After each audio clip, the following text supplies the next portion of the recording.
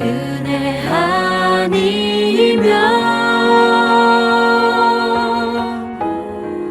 나서지 못하네. 오늘 하나님의 말씀은 하나님의 은혜에 감사하자라는 말씀입니다.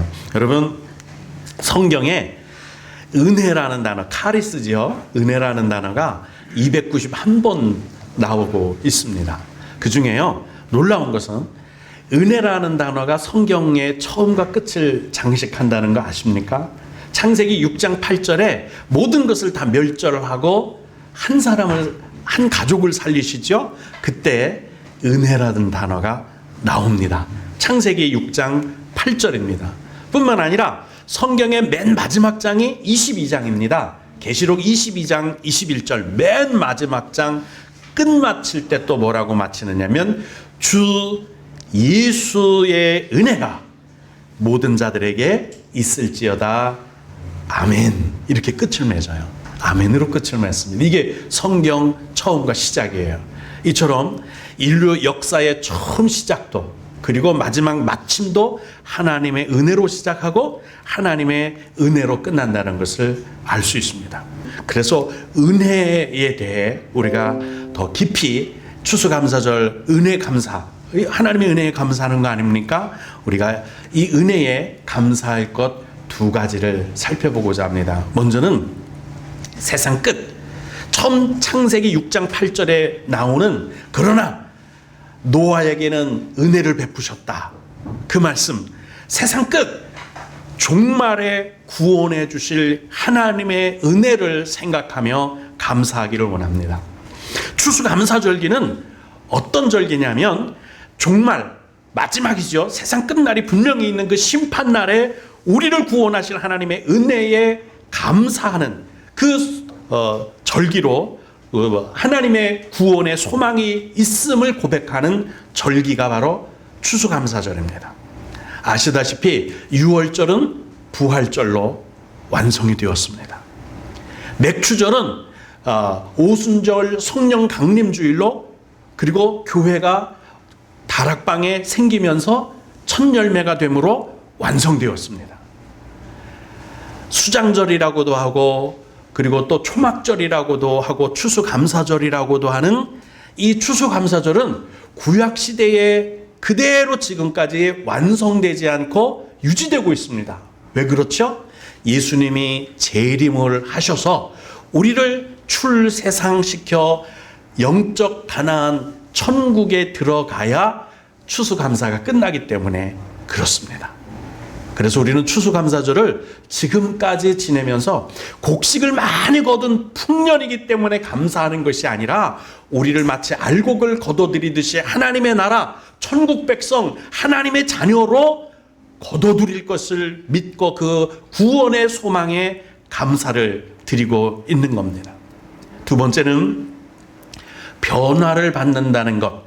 바로 추수하는 곡식이 쭉정이가 아니라 알곡으로 점점점 성장해 가는 그런 의미가 있기 때문에 변화를 받는다. 하나님의 은혜로 변화되어 가고 있다. 성장하고 있다. 성화되고 있다는 것에 감사할 수 있습니다. 여러분, 우리 인생을 쭉정이로 마칠 수는 없지 않습니까?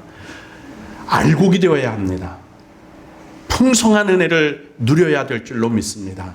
천국에 드릴 앙을곡은 바로 우리 성도들이 변화되는 모습이라고 볼 수 있을 겁니다. 바울이 오늘 고백하는 게 그거예요. 내가 나로 나된 것은, 내가 지금 이렇게 쭉정이가 섰던 내가 알곡으로 된 것은 하나님의 은혜다. 내가 나된 것이 아니라 하나님이 나를 이렇게 만드셨다. 이렇게 말씀하고 있습니다. 바울이 내가 나된 것은 하나님의 은혜라는 이 말씀이 우리에게 소망이 되는 이유는, 아니, 바울 같은 사람도 하나님이 그렇게 알곡이 되게 하셨다면 우리도 알곡될 수 있지 않겠습니까? 내가 노력해서가 아니라, 내가 잘나서가 아니라, 내가 배워야 되는 게 아니라, 내가 발버둥 쳐야 되는 게 아니라 하나님의 은혜로 나도 알곡될 수 있겠다 소망이 생기지 않습니까? 성경을 보면 바울이 어떤 사람이었는지 갈라디아서, 빌립보서, 골로새서 이런 곳에 보면 스스로 자기를 고백하는 말들 가운데 나는 비방자였다, 나는 패역자였다, 나는 악한 사람이었다는 거예요. 핍박자, 박해자가 바로 나였다, 죄인 중에 괴수가 나였다라고 말하면서, 그런데 지금 내가 이렇게 된, 나로 나된 사도들 중에 가장 많은 수고를 했지만 그래도 내가 자랑할 것이 없는 거는, 내가 이렇게 알곡되고 내가 충성된 일꾼이 되고 사도가 된 이 내가 나 된 것은 내가 된 게 아니다. 돌아보니까 그게 하나님의 은혜였더라. 여러분, 우리도 하나님의 은혜로 그리스도를 본받아 풍성한 은혜의 삶을 살 수 있을 줄로 믿습니다. 이게 우리의 소망이에요. 우리도 하나님의 은혜로 알곡될 수 있다. 하나님의 은혜로 성령 충만한 사람, 은혜 충만한 사람, 하나님이 기뻐하는 사람, 천국 추수 때 우리도, 나도 하나님의 나라에 들어갈 수 있는 사람이 될 수 있다. 이렇게 소망이 되기 때문에 오늘 감사할 수 있을 줄로 믿습니다. 마지막으로 추수감사절이 중요한 이유는 처음 서두에 운을 뗀 것과 같이 장래 종말의 때에 하나님이 정말로 우리를 천국 추수 해주실 것이기 때문입니다. 그때 가서야 비로소 수장절, 초막절, 추수감사절은 천국 추수절 해서 아마 마침되지 않을까 생각을 합니다. 그리고 영원히 감사절이 시작될 겁니다. 여러분, 그래서 지금 은혜로 살아야 하는 거예요. 은혜 없이는 아니에요. 그래서 주는 안전합니다. 우리 찬양했죠? 주의 은혜로 우리가 이렇게 살고, 아침에 눈을 떠서 저녁에 눈을 감기까지, 내가 태어나서 이 땅에 사는 것, 아침에 먼동 틀 때, 그리고 황혼을 보는 것까지 모든 것이 다 주님의 은혜라. 내가 숨을 쉬고 있는 것도, 지금 여기 내가 앉아서 찬송하고 예배 드리는 것, 이 삶 자체도 하나님의 은혜다. 그렇게 고백하잖아요.